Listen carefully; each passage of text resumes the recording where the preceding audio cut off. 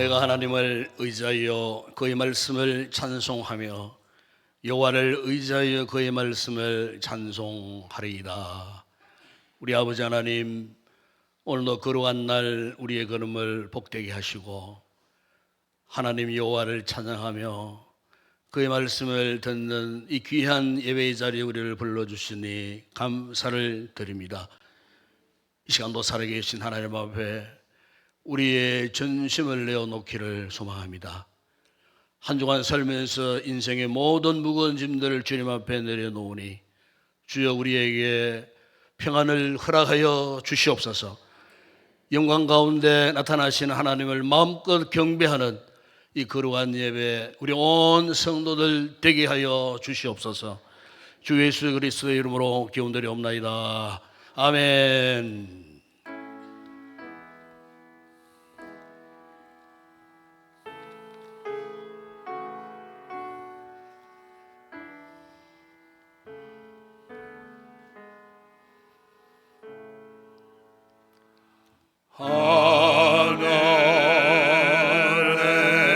하늘에 계신 아버지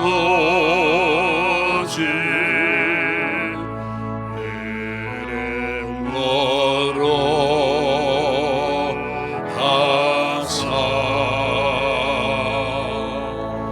주님 나라 임하시고 뜻이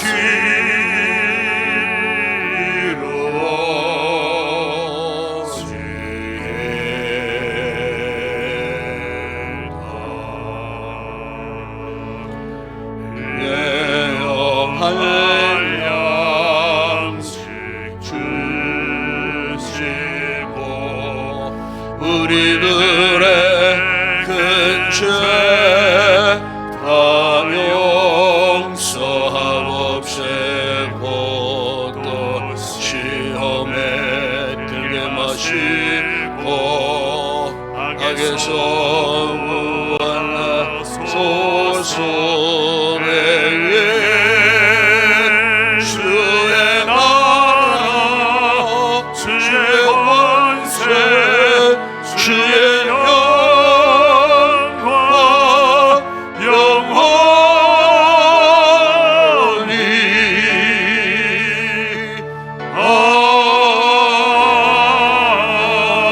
아멘.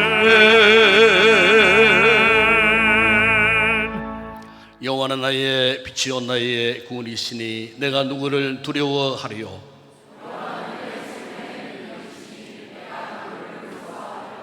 악인들이 내 살을 먹으려고 내게로 왔으나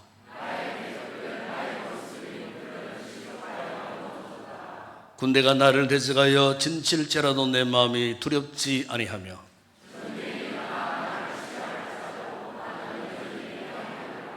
내가 여호와께 바라는 한 가지 일 그것을 구하리니 곧 내가 내 평생의 여호와의 집에 살면서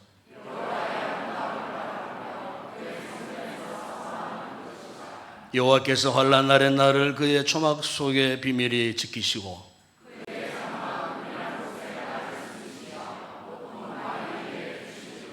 이제 내 머리가 나를 둘러싼 내 원수 위에 들리리니 내가 그의 장막에서 즐거운 제사를 드리겠고 노래하며 여호와를 찬송하리로다. 아멘. 전능하사 천지를 만드신 하나님 아버지를 내가 믿사오며 그 외아들 우리 주 예수 그리스도를 믿사오니 이는 성령으로 잉태하사 동료 마리아에게 나시고 본디오 빌라도에게 고난을 받으사 십자가에 못 박혀 죽으시고 장사한 지 사흘 만에 죽은 자 가운데서 다시 살아나시며 하늘에 오르사 전능하신 하나님 우편에 앉아 계시다가 저리로서 산자와 죽은 자를 심판하러 오시리라. 성령을 믿사오며 거룩한 공회와 성도와 서로 교통하는 것과 죄를 사하여 주시는 것과 몸이 다시 사는 것과 영원히 사는 것을 믿사옵나이다. 아멘.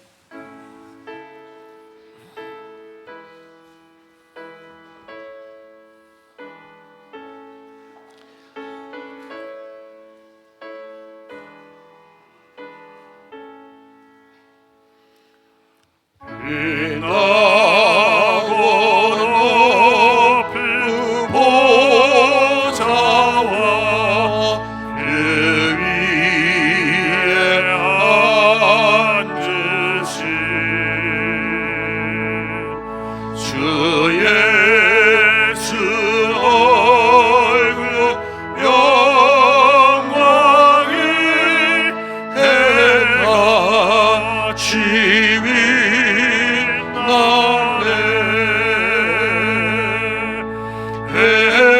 해같이 빛나네 지극히 높은 위엄과 한없는 자비를 우천사 소리 합하여 늘 찬송 드리네 늘 찬송 드리네 영주를 나를 살리소 그 영광 떠나서 그 부끄러운 십자가 날 위해 지셨네 날 위해 지셨네 나 이제 생명 있음은 주님의 은혜요 주 사망 권세 이기니 큰 기쁨 넘치네 큰 기쁨 넘치네 주님의 보좌 있는데 전한 몸 이르러 그 영광 몸소 배울 때 내 기쁨 넘치리 내 기쁨 넘치리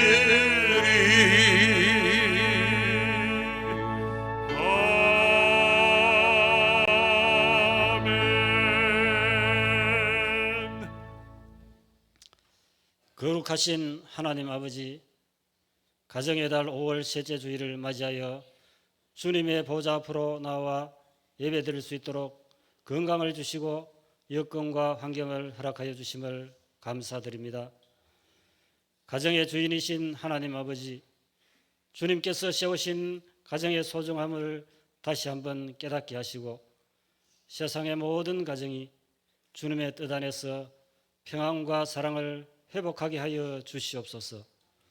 갈등과 분쟁으로 인하여 어려움을 겪고 있는 가정에는 화해와 용서를 허락하여 주시고 경제적 어려움과 질병으로 신음하는 가정에는 위로와 회복의 은혜를 허락하여 주시옵소서.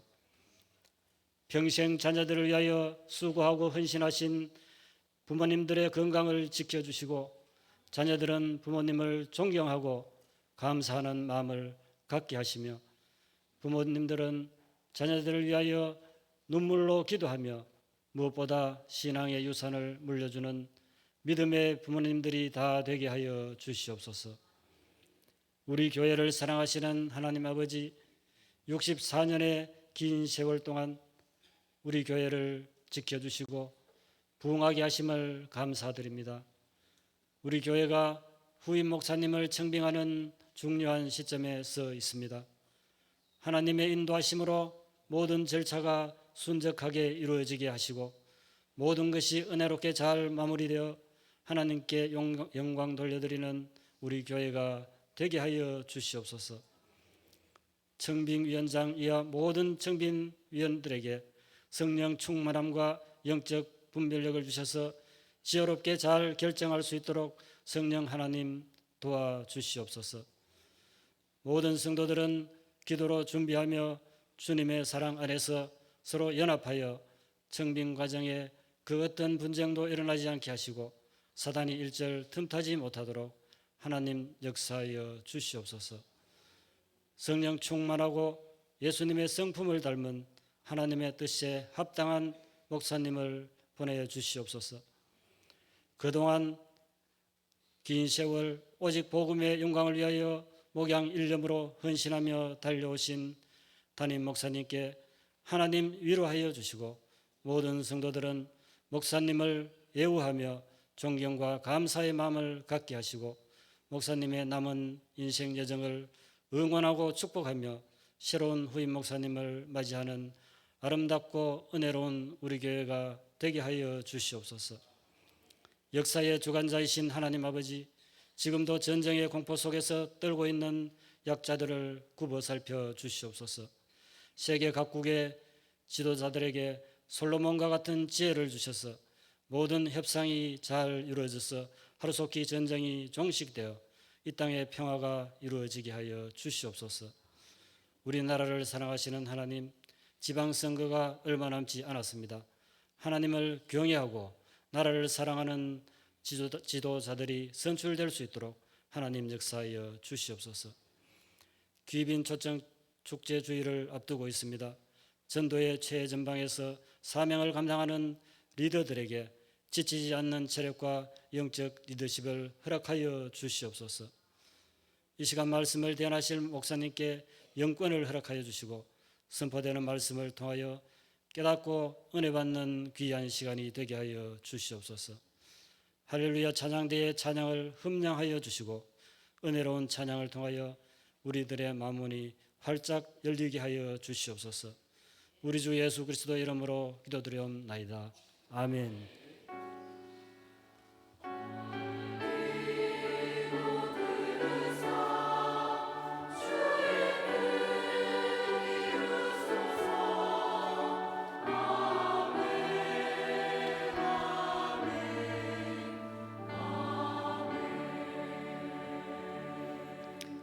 네, 감사합니다. 오늘 우리 교회 2부 예배에 처음 찾아주신 우리 새가족 여러분들 진심으로 환영을 드립니다. 예배 후에 저를 만나주시고 또 축복기도 받으시고 또 2부 예배 후에는 우리 새가족 분들을 위해서 애찬도 준비되어 있습니다. 식사 맛있게 하시고 좋은 시간 갖고 돌아가시면 고맙겠습니다.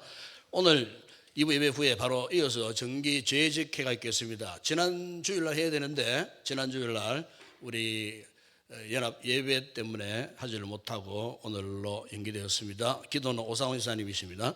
그럼 오늘 오후 예배는 경북노회 남전도회 46회기 제3차 순회헌신 예배가 오후 예배에 있겠습니다. 이 남전도회 순회헌신 예배는 1년에 한 차례씩 해외에 교회를 건축을 합니다. 그 올해도 아마 그런 아주 좋은 계획을 갖고 우리 경북노회 산하의 여러 교회를 순회하면서 예배를 드리고 각 교회들의 협력을 구하는 그런 시간이 되겠습니다. 어쨌든 성도들 많이 참여해서 우리가 또 좋은 일에 또 선교하는 일에 우리 온 성도들이 또 합심해서 함께 협력하는 그런 귀한 거룩한 예배가 되고 또 강사님은 성중학교의 원로 목사이신 홍성현 목사님이 또 귀한 말씀 주실 때 많은 은혜 받는 오후 예배가 되었으면 좋겠습니다.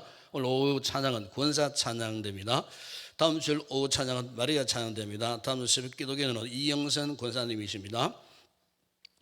그리고 특별기도 제목 이렇게 기도한 대로 우리 후 목사님의 청미 절차가 은혜롭게 잘 이렇게 이루어질 수 있도록 위해서 여러분 특별히 기도 많이 하시고 모든 예배의 자리에 또 기도하는 자리에 많이 나오세요. 많이 나오셔서 어쨌든 우리가 이런 중요한 교회가 중요한 시점에 있을 때에 틈을 주면 안 됩니다. 누구에게? 마귀에게 틈을 주면 안 돼요. 우리 장로님 그렇게 하시지만 꼭 보면은 아무것도 아닌 일에 교회가 옵시험이 들더라고요. 제 목회 경험으로 봤을 때 많은 교회들이 이런 어떤 전환기 시점에 꼭 틈을 타요. 그래서 기도하셔야 돼요. 기도 많이 하시고 어쨌든 기도로 잘 준비해서 정말 좋은 분이 오실 수 있도록 그렇게 여러분들이 기도로 전적으로 많이 협력해 주시기를 꼭 당부를 드립니다. 우리 청년대학부 찬양 집회가 5월 24일 다음 주일 오후 3시 30분입니다. 3시가 아니고 3시 30분에 청년부실에서 있겠습니다. 전도 축제 오늘 3주차 들어갑니다. 4주 5주차에는 5월 31일 날에는 베스트 작정한 베스트들을 초청해서 우리가 전도 축제에 거룩한 예배를 드리겠습니다. 위해서 여러분 기도 많이 하시고 특별히 셀 모임이나 행범 모임에서 열심을 다해 주시기를 부탁을 드립니다. 오늘 또 귀한 분들이 오셨는데 아주 성도의 교제의 시간에 인사를 드리도록 그렇게 하겠습니다. 이 시간 주님 앞에 귀한 예물 올려 드립니다.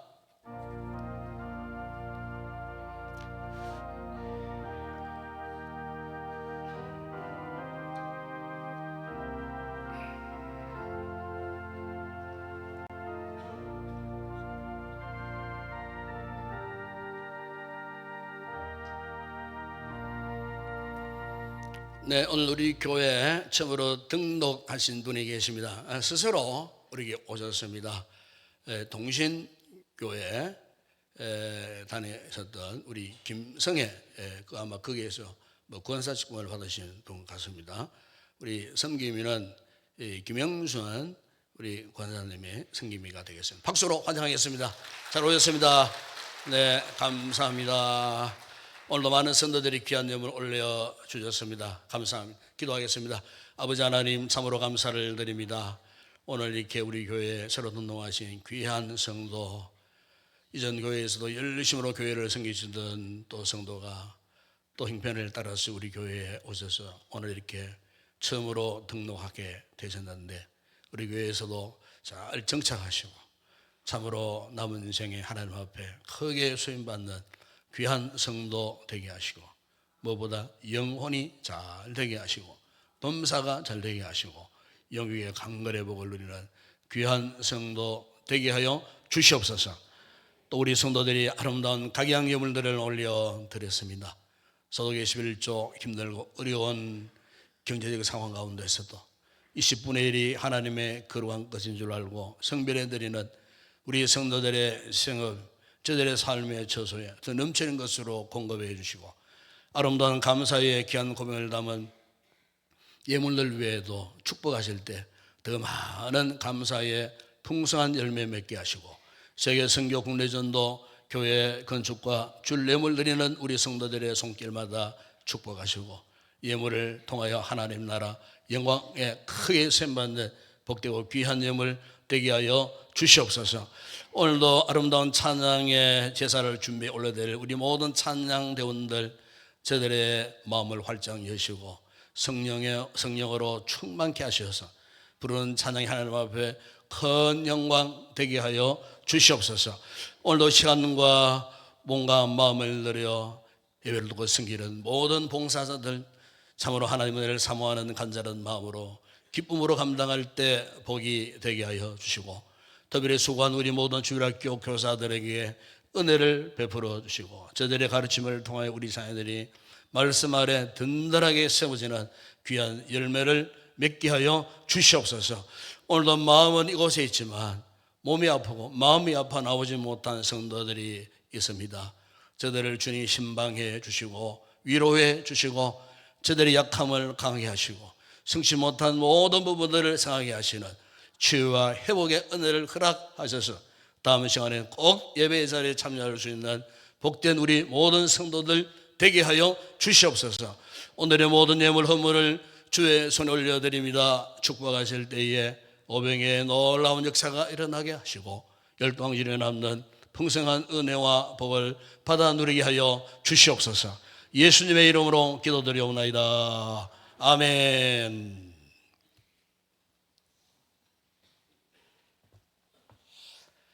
네, 오늘 상고할 하나님의 말씀입니다. 오늘은 신약 성경 에베소서 제6장 1절에서 4절 말씀을 함께 우리 합독을 하도록 하겠습니다.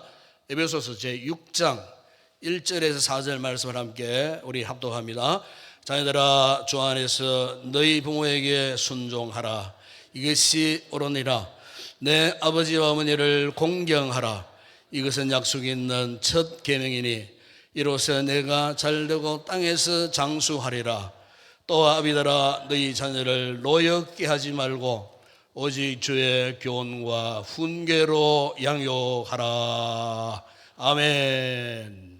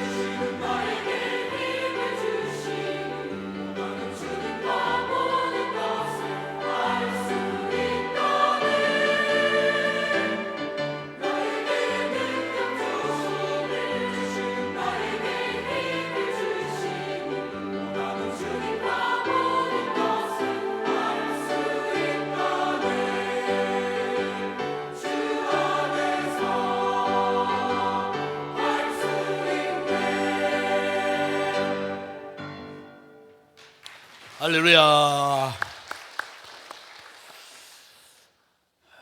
여러분, 가정은요 아름다운 숲과 같은 곳입니다.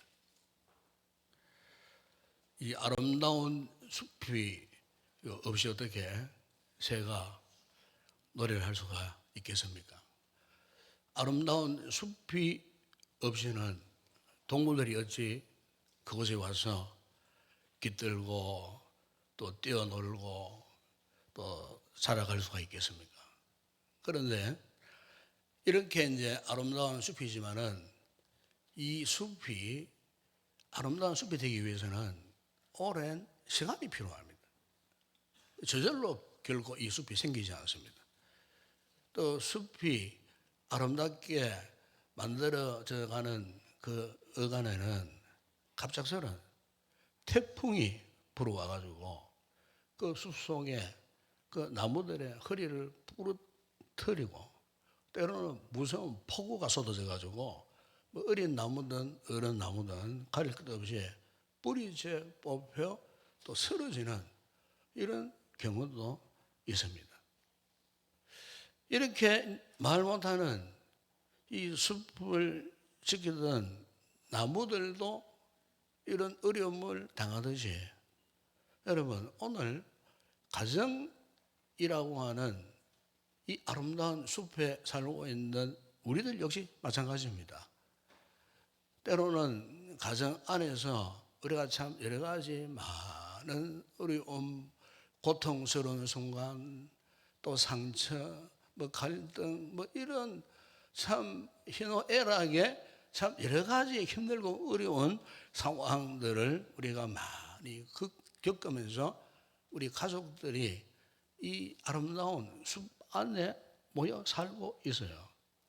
밖에서 볼 때는 뭐 빽빽하게 복잡하게 보이지만은, 그러나 이렇게 가정 안에서 우리 온 식구들이 마치 나무가 저마다의 그런 자리를 지키고 든든히 숲을 이루어가는 것처럼 우리 가족들 역시도 이 가정이라고 하는 숲 안에서 제각기 나름대로의 그런 위치를 지키고 이렇게 살아가는 것이 바로 오늘 우리의 이 가정이라는 것입니다. 이처럼 아름다운 숲인 이 가정을 우리가 이제 잘 가꾸기 위해서는요, 노력이 필요합니다. 예산도 필요하고 수고도 필요하고. 만약 우리가 이 같은 아름다운 숲인 이 가정을 마치 어린아이들이 놀이터에서 놀다가 때가 되니까 막 그냥 뒤를도 돌아보지 않고 팽기에 쳐 버리고 떠나듯, 만약 우리 가정에 가족들이 그런 자세로 우리 가정을 세워간다면은 여러분, 그 가정은 반드시 온전하지를 못해요. 반드시 그 가정은 큰 어려움을 당할 수밖에 없어요. 저도 한 가정의 이 가장으로서 우리 가정에 정말 어느 가정보다도 아주 든든하게 아름답게 숲을 이루어가기를 소망하고 있어요. 그런데 만약 우리 가정에 이런 어려움을 당해보세요. 그러면요, 그 가장뿐만 아니고 그 가족들의 마음이 아마 아플 거예요. 오늘 우리 현실, 우리 주변을 이렇게 둘러보게 되면은 사실 수많은 가정들이 깨어지고 해체되어지는 이런 경우를 참 많이 봅니다. 작년 2025년도 통계를 보니까 1년 동안 8만 8천 가정이 법적으로 해체됐다고 해요. 그러니까 하루에 거의 241 가정 정도가 작년 한 해 동안 각 가정에 이렇게 이제 해체되어지는 그런 참 아픔들이 오늘 우리의 삶 속에 있었다는 거예요. 지금 이 순간에도 아마 수많은 가정들이 우리도 모르는 사이에 이렇게 가정에 큰 상처를 받고 해체되어지는 이런 경우가 지금도 발생하고 있다는 거예요. 그러나 여러분, 가정은 이렇게 사시사철 꽃을 피우고 맑은 공기를 품어내는 아름다운 숲과 같기도 하지만은 분명 때로는 힘든 고통의 순간이 있다는 거예요. 갈등도 있다는 거예요. 그럼에도 불구하고 오늘 우리 크리스찬, 하나님의 백성, 하나님의 이 성도들은 어떤 상황 가운데서도 오늘 우리의 가정을 지켜야 돼요. 우리의 가정에 해체되거나 파괴되거나 어려움 당하는 이런 불행을 우리가 경험하면 안 된다는 거예요. 왜냐하면 하나님께서 일찍이 우리 인간의 최상의 행복을 위하여 이미 하나님께서 창조 때에 이 가정을 만들어 주셨어요. 이 가정을 통해서 우리 인간의 삶이 재생산되어지고 뿐만 아니고 가정을 통해서 하나님의 신앙의 이 축복이 대물림되고 이 가정이 결국 하나님의 축복의 통로가 되도록 하기 위하여 이미 하나님께서 세상을 다 만드신 후에 이 가정을 우리 하나님이 창조해 주셨다는 거예요. 그러나 오늘날 이 가정들을 이렇게 보게 되면은 소위 엮이는 가정들이 참 많아요. 엮이는 가정이라는 말은 가족 간의 아픔, 상처, 갈등들이 많은 가정을 엮이는 가정이라고 그래요. 하나님이 보시기에 본래는 우리 인간에게 가정을 만드실 때는 엮이는 아니고 순기능적 가정으로 하나님 앞에 기쁨이 되고 하나님 앞에 영광스러운 아름다운 숲과 같은 이런 모습으로 세워지기를 원하셨다는 거예요. 그래서 오늘 저는 본문에 보시게 되면은 이 같은 아름다운 숲과 같은 우리의 가정을 만들어가기 위한 몇 가지 비결을 말씀하는데 1절에 보세요. 1절에 이런 말씀을 합니다. 자녀들아, 주 안에서 너희 부모에게 순종하라. 이것이 오늘 특별히 이 말씀을 보게 되면은 주 안에서라는 말씀을 하고 있어요. 주 안에서 아름다운 숲과 같은 가정이 되기 위한 첫 번째 원리를 그렇게 말씀하는 거예요. 주 안에서 있어야 한다. 여러분, 여기에 주 안에서라고 하는 말은 하나님의 생각에서 한번 생각해 보라 그 뜻이에요. 쉽게 말하면 하나님의 생각에서 한번 생각해 봐라. 그러니까 왜냐하면 이 가정이라는 자체는 아까도 말씀드렸지만 하나님이 이 세상을 창조하실 때에 이 가정을요 하나님께서 디자인하시고 하나님의 아이디어로 세웠던 것이 최초의 공동체가 이 가정이라는 거예요.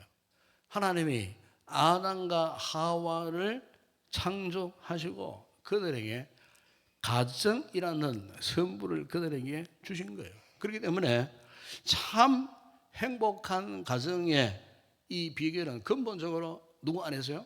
하나님 안에서. 하나님 안에서 세워져야 한다는 것입니다. 하나님 안에서 가정의 행복의 이 비결을 배울 수가 있어야 한다는 것입니다. 하나님 안에서 부부의 만남 한번 생각해 보세요. 그냥 여성이 뭐 지나가다가 남녀가 만나가 결혼해갖고 뭐 살게 되었어요? 아니에요. 우리 하나님 안에서 생각해 보게 되면 이 부부의 만남 이것은 특별히 사명적 만남이에요. 그러니까 한 가정에 하나님의 거룩한 이 공동체의 동력자로서 그래서 돕는 배필 하나님이 아담에게 하와를 선물로 주셨다. 그렇게 말씀하지 않습니까? 그러니까 이 부부는 사명적 만남이에요. 그러니까 인생의 뭐 동반자 그 이상 넘어서는 하나님의 뜻을 이루기 위한 동력자로서 이렇게 오늘 우리 성도들의 가정에 부부로서의 만남을 하나님이 허락하셨다는 거예요. 자녀는 어떻습니까? 자녀는 역시 하나님 안에서 생각해 보게 되면은 자녀는요 내 자식이 아니에요. 자녀는 하나님의 작품이에요. 하나님으로부터 하나님이 주어진 선물이에요. 이걸 이해하면은 자식을 향해서 함부로 뭐 욕설을 하거나 폭언을 하거나 저주를 하거나 폭행을 하거나 학대를 못해요. 며칠 전에 어떤 뉴스를 접하다 보니까 어떤 아버지가 딸을 수십 년간 폭행을 했어요. 그 사람은 사람이 아니에요. 정성보다 못한 인간이에요. 그러니까 이 자식 또한 내 새끼 이전에 내 자식 이전에 하나님의 자녀예요. 하나님께서 부모 사랑에 이 자식이라는 그 자식을 우리에게 보내주신 거예요. 그러니까 우리가 하나님의 창조 역사와 이 섭리를 보게 되면은 이 가정이라고 하는 것은 최초는 하나님이 직접 만들어 주셨지만은 그 이후에 보시게 되면은 이 가정은 누구한테 맡기셨느냐 하면요 바로 우리에게 맡겨주셨어요. 물론 가정의 주인 영적인 주인은 하나님이시지만은 그 가정을 아름다운 숲으로 가꾸어가고 일구어가고 그리고 그 존재를 지켜 보존하도록 그 권한을 누구에게 맡기셨느냐 바로 사람된 우리 인간에게 맡겨주셨어요. 가정의 부모들에게 맡겨주셨어요. 가정의 자녀들에게 맡겨주셨어요. 우리는 하나님을 대신해서 끊임없이 우리의 가정을 아름다운 숲으로 만들어 가야 할 사명을 하나님께서 우리에게 주셨다는 사실, 이것을 우리 성도들이 꼭 잊지 말아야 할 줄을 믿습니다. 그렇기 때문에 이 가정은 항상 하나님을 아버지로 모시고 계셔야 돼요. 이 부모와 자식 간에 사랑과 공경이 있는 온기 있는 이 가정이 어떻게 가능한가? 바로 그것은 오늘 사도 바울이 고면했듯이 주 안에서만 가능하다는 것입니다. 결국 우리의 가정은 무슨 말입니까? 믿음 위에 세워져야 한다는 거예요. 여러분 잠언 1장 7절에 보시면 여호와를 경외하는 것이 지식의 근본이거늘 미루는 자는 지혜와 훈계를 멸시한다. 그래서 여러분 여기에 하나님을 경외한다는 것이 무엇입니까? 믿음을 말하는 겁니다. 여러분. 신앙을 말하는 것 아니겠습니까? 네, 하나님을 모르면은 모든 근본을 모르는 거예요. 그렇지 않겠어요? 하나님을 모르는데 오늘 나 자신을 바르게 알 수 있겠어요? 나의 존재 가치를 알 수 있겠어요? 여러분, 인간은요, 하나님을 모르면은 인간 존재의 가치를 알 수가 없어요.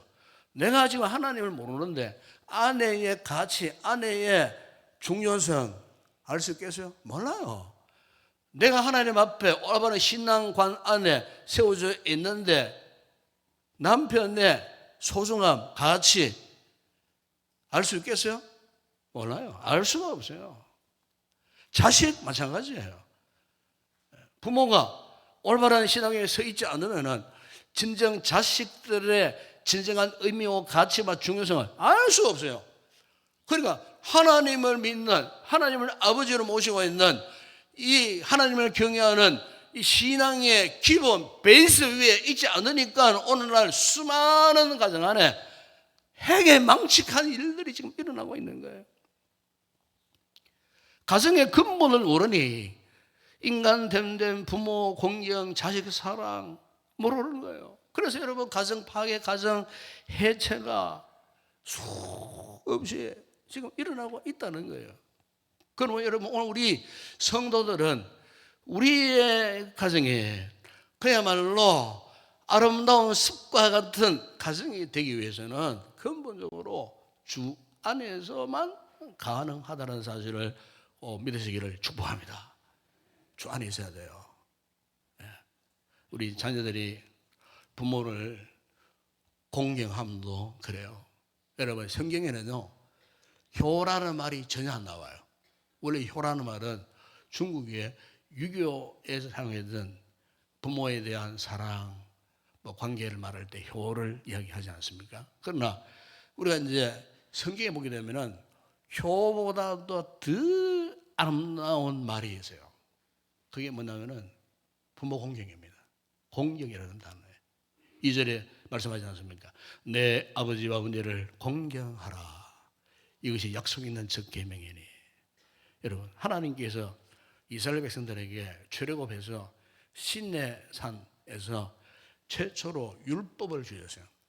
율법을 주셨는데 율법의 그 핵심, 율법을 정리해서 요약한 것이 뭐냐? 그게 십계명입니다. 십계명.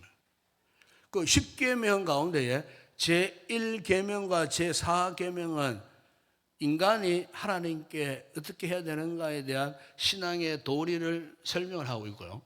그 다음 5계명에서 마지막 10번째 이 계명은 인간이 인간에 대해서 어떤 도리로 삼고 좋은 관계를 유지할 것인가에 대한 이런 말씀을 주시는데 그 첫 번째 계명이 뭐냐?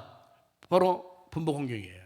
부모 공경. 내 아버지와 어머니를 공경하라. 출애굽기 20장 12절에 보시면은 내 부모를 공경하라. 그리하면 내 하나님 여호와가 내게 준 땅에서 생명이 길리라. 여러분 여기에 공경이라는 말이 정말 의미심장한 이 단어예요. 우리 원문에 보게 되면 이 공경을 카베드라는 단어를 씁니다. 이 카베드는 원래 카보드라고 하는 영광을 의미하는 그 카보드에서 유래된 것이 이 카베드라는 단어로 사용하게 되었어요. 그러니까 그게 영광, 카보드 영광이라는 것은 사람에게 갖다 붙여 사용할 수 없는 하나님에게만 절대 사용할 수 있는 가치 있는 단어예요. 사람에게 뭐 영광 할 수 없어요. 히브리 백성들은 오로지 하나님께만 영광, 하나님께만 카보드, 하나님만 영광스럽게. 그런데 그 카보드가 부모를 공경하는 그 의미에서 카베드로 바뀌면서 네 부모를 공경하라. 무슨 말이겠습니까? 여러분, 부모는 하나님처럼 존중이 여김을 받고 귀하게 영위를 받고 하나님처럼 중요하게 여김을 받은, 하나님처럼 무게 있게 대해야 할 존재, 하나님처럼 영광스럽게 여기야 할 존재가 부모님이라는 거예요. 오늘 우리 자녀분들 잘 들으세요. 부모가 그런 존재라는 거예요. 그래서 하나님께서 부모를 공경하라. 그런데 여러분 잠언 3장 9절에 제가 또 추가로 준비하다 보니까 잠언 3장 9절 말씀이 생각났어요. 거기 보면 이런 말씀이에요. 하나님에 대한 말씀인데도 내 재물과 처음 익은 열매로 여호와를 공경하라 그랬어요. 인간적 사람의 부모에게만 하나님께서 공경하라고 말씀하지 않고 하나님께도 공경하라. 이것만 보더라도 부모를 공경한다는 것은 하나님만큼은 안 돼도 하나님처럼 우리 자녀들이 자식들이 부모님을 처럼 소중히 여겨야 한다는 거예요. 그래야 오늘 우리의 가정이 아름다운 숲과 같은 가정이 될 수가 있다는 거예요. 그래서 오늘 하나님을 경외하는 이 같은 신앙 위에 오늘 우리의 가정의 기초가 세워져야 할 것을 말씀하고 있고, 이 근본에서 멀어지면요 우리 가정이 흔들릴 수밖에 없어요. 여러분, 우리 부모 세대가 우리의 이 다음 세대들에게요 이 가정 행복의 원리, 이 같은 아름다운 가정의 숲을 이루어가는 이 근본됨을 우리 자녀들에게 잘 가르치셔야 돼요. 자녀들에게 이것을 말씀하고 자녀들에게 이 놀라운 기본 원리를 우리 자녀들에게 잘 전달해야 하는 거예요. 왜? 배워야 알죠. 들어야 알죠. 우리 자녀들이 참으로 이처럼 아름다운 정말 하나님의 이 축복의 통로가 되는 그 가정을 이렇게 아름답게 만들어 가기 위해서는 이 같은 신앙의 근본 위에서 세워져야 되고, 이 같은 신앙의 근본 위에서 우리 부모된 우리 세대들이 우리 자녀들을 다 사랑하고 축복하는 이런 믿음의 가정이 꼭 되었으면 좋겠습니다. 이를 위해서 여러분 오늘 본문 4절에 이런 권면을 합니다. 또 아비들아 너희 자녀를 노엽게 하지 말고 오직 주의 교훈과 훈계로 양육하라. 제가 이렇게 생각해 보면 우리 부모님들이 가끔씩 이제 이런 오해를 많이 해요. 어떤 게 이런 오해를 많이 하냐면은 자녀들이 부모된 나를 화나게 만든다. 우리 자식들이 못돼서 정말 부모된 나를 노엽게 한다. 흔히 우리는 부모들은 그렇게 생각합니다. 저놈들 때문에 내가 지금 남마다 화가 나고 분노하고 괴롭다. 이런 이야기를 사실 하고 있지만은 우리가 좀 부모된 입장에서 가만히 생각해 보게 되면은 그거 아니야. 우리가 말씀을 통해 보게 되면 그게 아니야. 우리 하나님께서는 분명히 말씀하지 않습니까? 예? 부모가 자녀를 노엽게 한다. 분명히 말씀하고 계세요.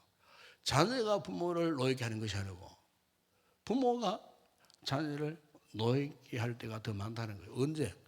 여러분, 부모가 자녀에게 잘못된 권리를 갖고 이 자녀들의 감정을 상하게 만들어요. 그래서 자녀들을 노엽게 만들 때가 참 많아요. 자녀들을 낙심하게 만들 때가 많아요. 부모가 오히려 자녀들에게 상처를 주는 일이 참 많아요. 이럴 때는 부모가 자녀에 대해서 무관심하고 방치하고 방관하고, 그래서 여러분 어느 폭력을 막 가하고, 제일 자녀들이 싫어하는 게 뭔지 압니까? 다른 아이들과 비교하고. 자, 물어보세요. 제일 싫어하는 그겁니다.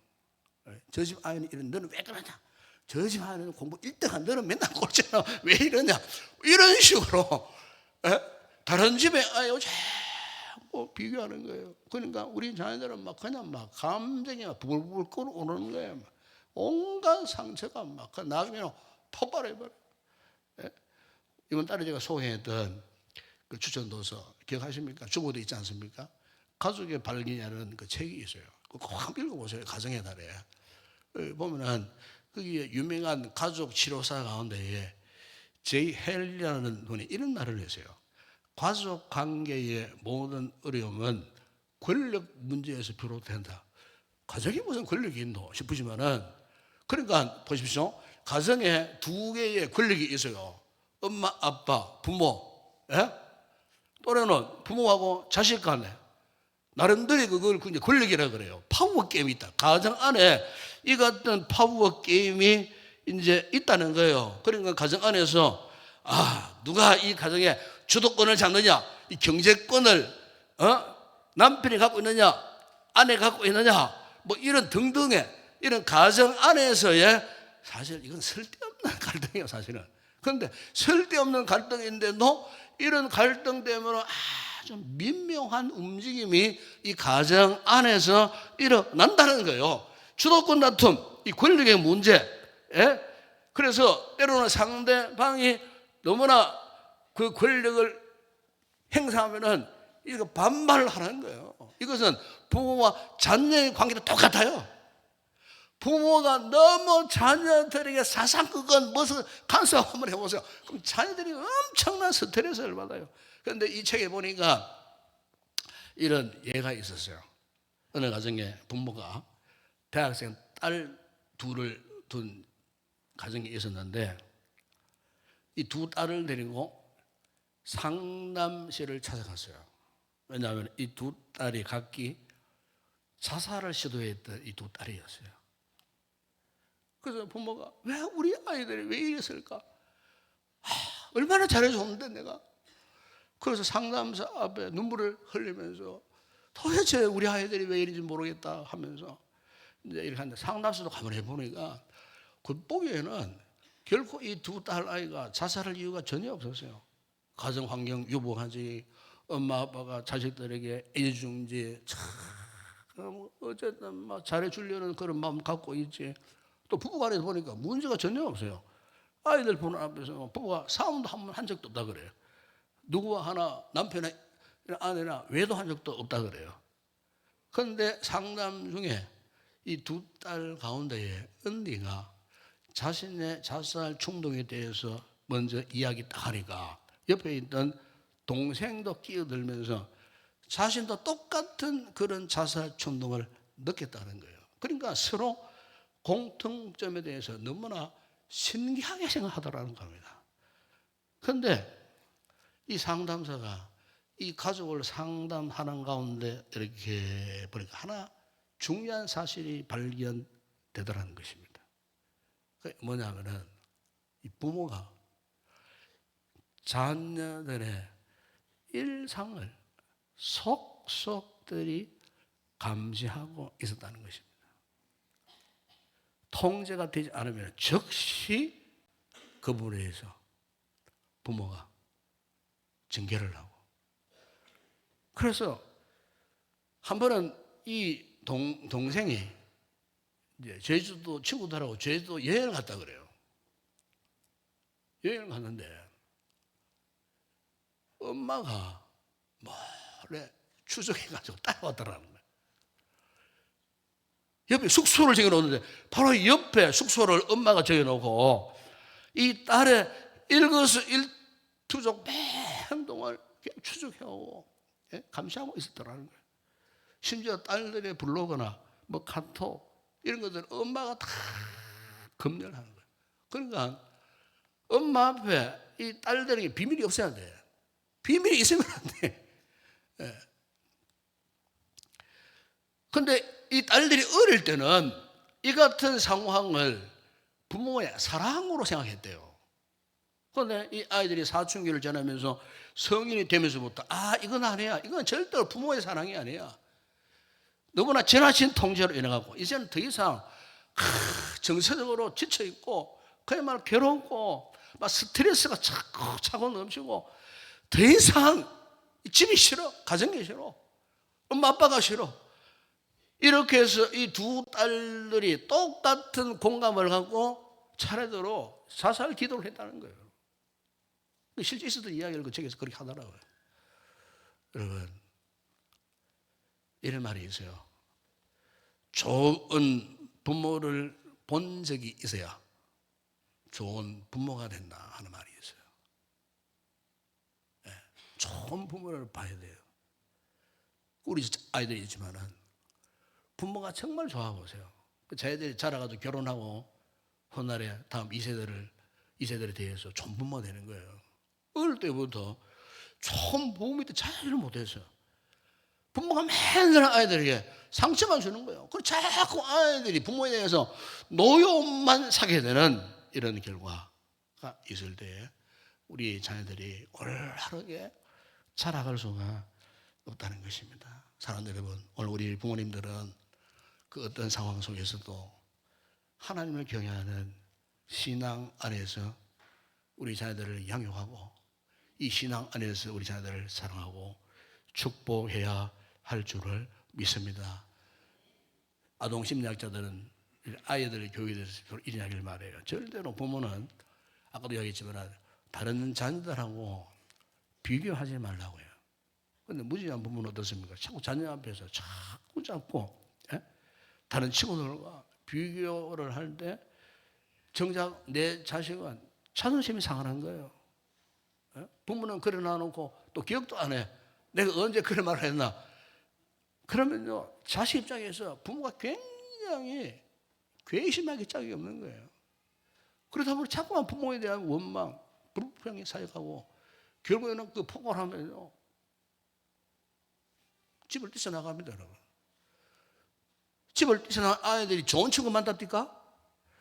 자기가 비슷한 친구 또 만나요. 좋은 친구 안 만나요, 절대로. 그러니까 우리가 우리 자녀들이 왜 이럴까 고민하기보다도 우리 부모님들이 자녀들이 그 같은 모습에 대해서 한번 돌아볼 필요가 있어요. 여러분, 유대인들은요, 자녀 교육을 할 때에 항상 이렇게 교육한다 그래요. 부모가 절대로 자녀들에게 바라는 대로 끌고 가지 않는다는 거예요. 그러니까 부모가 자녀에게 이거 되라 저거 되라 그리고 막 그렇게 지시를 하지 않는다는 거예요. 그래서 이런 말이 있어요. 유대인들은요, 그 아이들을 교육하는데 너는 절대로 베스트, 최고가 되려고 하지 마라. 대신 너는 유니크가 되라. 이 유니크라는 말은 개성, 독특함, 남과의 어떤 차별적인 어떤 재능, 기술, 너만이 가지고 있는 그 독특성, 개성, 그걸 개성이라고 그래요. 유니크. 너는 절대로 베스트가 되지 말고 유니크하다. 왜? 베스트는 딱 한 사람밖에 없어요. 그렇지 않습니까? 베스트는 최정상, 최고봉 딱 한 사람밖에 없어요. 유니크는 누구든지 유니크가 될 수 있다는 거예요. 그러니까 누구든지 우리 아이들이 각자의 나름대로의 개성을 가진 그런 자녀로 유대인들은 그렇게 키운다는 거예요. 그리고 여러분, 에디슨 같은 그 인물을 보세요. 에디슨은 학습 장애로 판정받고 초등학교 졸업 못했어요. 학교 선생님이 야, 너 그래 어떻게 공부하느냐? 내 쫓김을 당하였어요. 그래 엄마는 그렇지 않았어요. 아니다, 에디슨아, 너의 재능을 내가 잘 안다. 그래서 에디슨이 연구하도록, 발명품을 개발하도록 엄마가 심적으로, 마음으로, 몸으로, 물질적으로 헌신하고 투자했다는 것 아닙니까, 여러분? 유명한 여러분 아인슈타인 박사 마찬가지입니다, 여러분. 지진아로 분류됐던 그런 사람이었어요. 그런데 어머니가 유태인이잖아요. 그래서 아인슈타인에게 이 같은 유니크, 너에게는 이 같은 독특성이 있단다. 너만이 가지고 있는 재능이 있단다. 너만이 갖고 있는 하나님 주신 그런 은사가 있단다. 이걸 잘 개발하거나 어릴 때부터 엄마로부터 유니크에 대한 철저한 교육을 받았을 때에 지진아라는 그것을 뛰어넘어서 세계적인 여러분 물리학 박사가 되었던 이 같은 것을 보게 되면은 사는 여러분, 오늘 우리 부모님들도 우리 아이들을 이렇게 양육할 때에 절대로 야, 너 남보다 뛰어나가라 이거보다도 남과 좀 달라질 수 없냐? 너만의 개성 유니크를 좀 개발할 수 없냐? 실제 여러분, 이런 교육이 정말 필요합니다. 요즘 우리 사회를 보세요. 뛰어난 사람, 1등하는 사람 요구하지 않습니다, 여러분. 유니크한 사람 요구합니다. 대기업 전에 1등하는 사람, 지금 안 그래요. 우리 아이들이 남들과 차별 있는 유니크가 있을 때에 그 사람을 큰 채용하는 거예요. 지금 우리 이 세상의 판도가 그렇게 바뀌어져 간다는 거예요. 오늘 우리 부모님들, 우리 자녀들을 꼭 그렇게 양육을 해서는 참 좋겠습니다. 예? 그리고 마지막 또 하나 말씀이 있어요. 여러분 4절 하반절에 우리 성도들은 오직 주의 교훈과 훈계로 양육을 해야 됩니다. 특히 오직 그래서 정말 중요한 것 단 하나, 그 어떤 것보다 우선적인 것, 그런 뜻이에요. 그게 뭡니까? 우리 성도들은 우리 자녀들을 주의 교훈과 훈계. 여러분 저는 그렇게 생각해요. 우리 부모님들이 만약 우리 자녀들을 주의 교훈과 훈계로 양육하지 못하면요, 우리 아이들이 늑대같이 됩니다. 늑대같이. 그런 경우가 참 많습니다. 대전에 올랜드에 그 있잖아요. 늑대 탈출해가지고 늑구처럼, 예? 그야말로 여러분 세상과 우리 아이들이 방황합니다. 여러분 늑대처럼 돌아다니는 거예요. 그 부모 책임이에요. 여러분 부모 책임이에요. 저는 그래 봅니다. 여러분 부모가 주의 교훈과 훈계로 양육하지 못하고 방치해버린 거예요. 부모 책임이에요. 부모 책임. 그거 회개해야 돼요. 우리 아이들이 왜 그렇게 되었느냐? 부모 책임하는 거예요. 지 마음대로 살아가도록, 지 마음대로 계획하고, 지 마음대로 판단하고, 포면을 잡고, 기생 오라비처럼 얼굴을 잡고 돌아다니고. 우리 부모님 자녀들을 그렇게 키우면 안 돼요. 어쨌든 주의 교훈과 주의 훈계로 양육을 해야 돼요. 유명한 여러분 영국의 극작가 오스카 와일드가 이런 이야기를 했어요. 신앙교육은 다음 세대에 날개를 달아주는 것이다 그랬어요. 신앙교육은 다음 세대에 날개를 달아주는 거예요. 저 아이들이 부모가 말씀으로 참 불러시고 양하면은 마치 그것은 저 아이들의 어깨에 양 날개를 달아주는 거예요. 그러니까 이것만 잘 되면은 세계 어느 곳이든 지가 스스로 날아가가지고 지가 스스로 다 한다는 거예요. 오늘 사랑하는 여러분, 이 가정의 날에 제가 가정 설교를 마지막으로 하려고 합니다. 우리 인동교회 성도들이요, 우리의 다음 세대들 잘 양육하시고 정말 우리 성도들의 가정에 이런 아름다운 숲과 같은 가정이 되어야 되지 않겠어요? 저는 개인적으로 바다보다도 강보다도 저는 숲을 좋아합니다. 왜 숲을 좋아하느냐? 좀 보세요. 정말 아름다운 숲입니다. 이 제가 찍은 사진입니다. 이게. 아버지 봅니다. 너무너무 아름다운 숲이구나. 그렇구나. 오늘 우리의 가정에 이런 숲이 되어야 되겠다. 감동이 절로 살아나는 거예요. 여러분, 하나님께서 우리 성도들의 가정을 보실 때에 정말 이같이 숲과 같은 가정, 우리 하나님 얼마나 기뻐하시겠습니까? 우리 성도들의 가정이 아름다운 숲이 되기를 축복합니다. 가족 구성원들이 서로의 이 신앙의 울타리가 되어주고 세속의 바람을 막아주는 두터운 믿음의 숲이 되어줌으로써 우리 자녀들이 주 안에서 신앙의 거목으로 반드시 성장하게 될 때 그야말로 여러분들의 가정에 같은 아름다움, 숲과 같은 복된 믿음의 가정이 되시기를 축복합니다. 기도하겠습니다. 아버지 하나님 감사를 드립니다.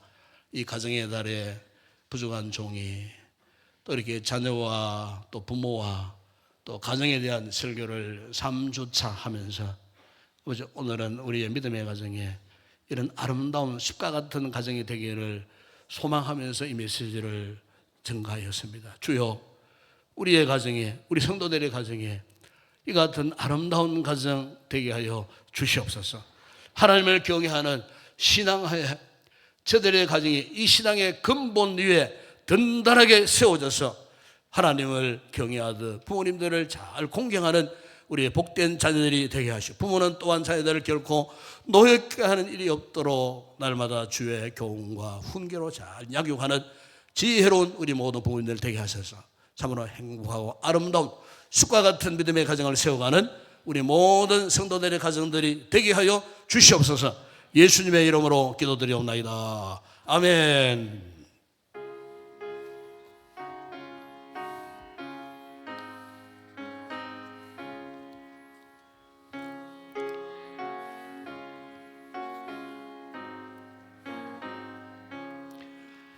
사춘의 봄바람 불어 있고 하나님 아버지 모셨으니 믿음의 반석도 든든하다. 우리 집 즐거운 동산이라. 고마워라 임마누엘, 예수만 섬기는 우리 집. 고마워라 임마누엘, 복되고 즐거운 하루하루. 어머니 우리를 보이시고 동기는 사랑에 뭉쳐있고 기쁨과 소름도 같이 하니 한간에 속아도 천국이라. 고마워라 임마누엘,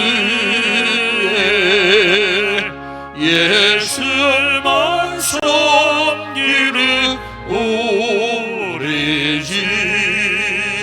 고마워라 임마누엘, 복되고 즐거운 하루하루. 아침과 저녁에 수고하여 다같이 일하는 온 식구가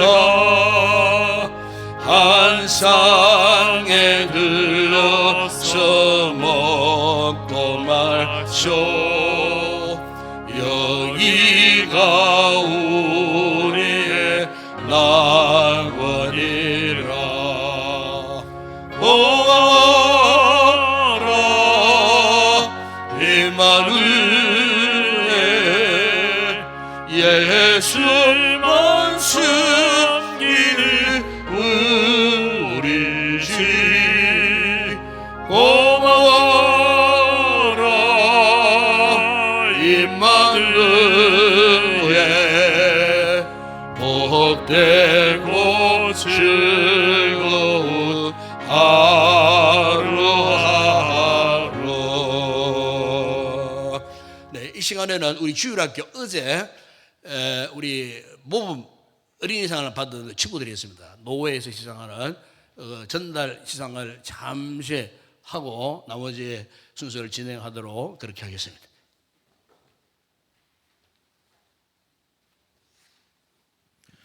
예, 지금 이 시간에는 경북노회 주일학교연합회 모범 어린이, 모범 학생 시상을 하도록 하겠습니다.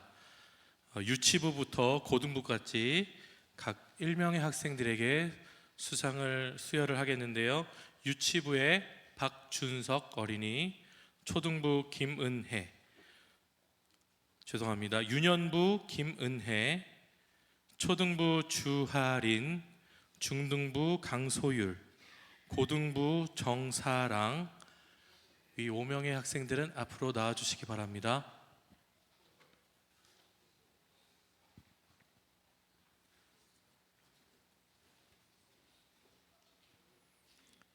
네, 표창장 모범상 인동교회 유치부 박준석. 위 어린이는 신앙생활과 품행이 단정하여 모든 사람 앞에 본이 되므로 본 연합회에서 모범 어린이로 선정하여 표창합니다. 2026년 5월 16일 경북노회 주일학교연합회 회장 신현욱 장로. 우리 박준석 어린이에게 수여하도록 하겠습니다.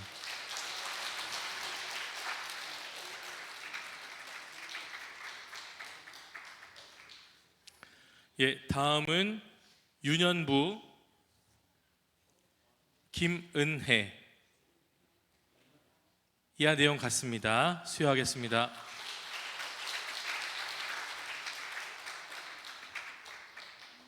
예, 다음은 초등부 주하린. 이하 내용 같습니다. 수여하겠습니다.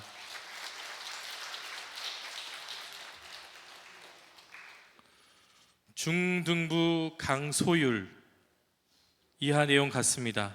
축하합니다.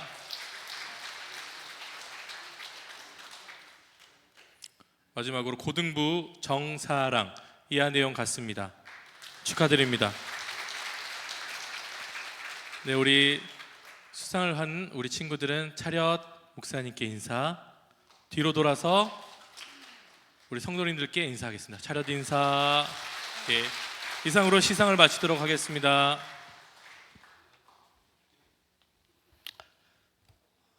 정말 우리 자녀들이 이렇게 잘 자라는 모습 보라 아주 비합니다.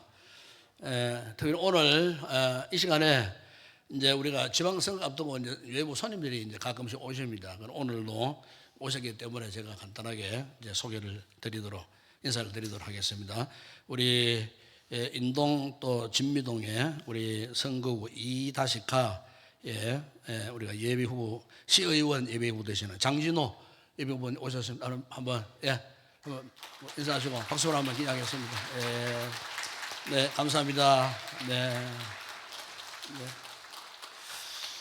자, 우리 한번 주변의 성도들 한번 인사합시다. 자, 반갑습니다. 사랑합니다. 예, 축복합니다. 예, 바라기는 우리 성도들 가정에 정말 아름다운 숲과 같은 그런 가정으로 꼭 세워가는 복된 우리 성도들이 꼭 되었으면 좋겠습니다. 우리 마지막 파송 찬양 주께 올려 드립니다.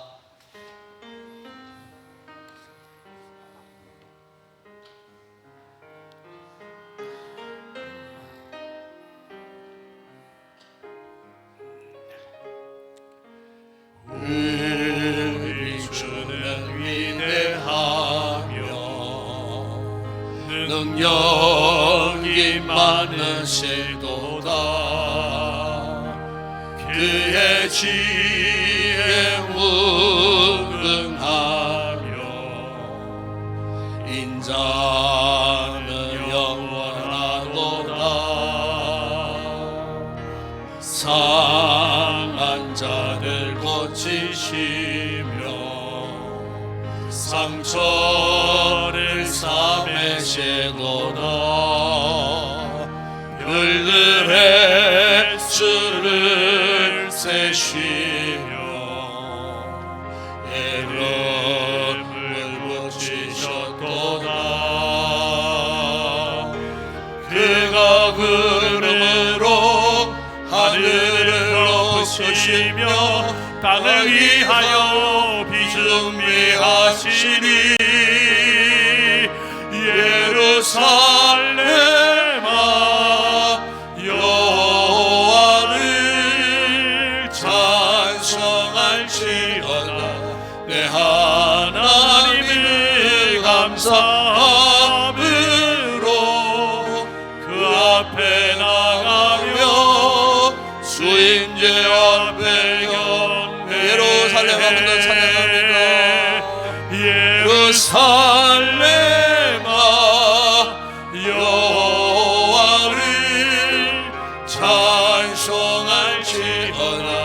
내 하나님을 감사함으로 주 앞에 나가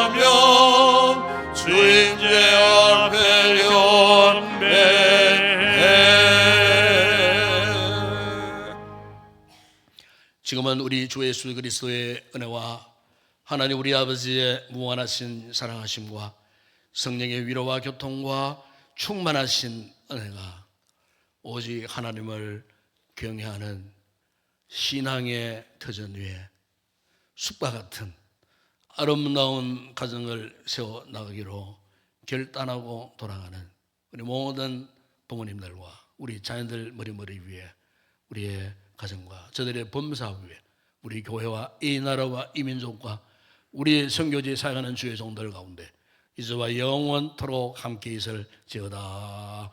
아멘.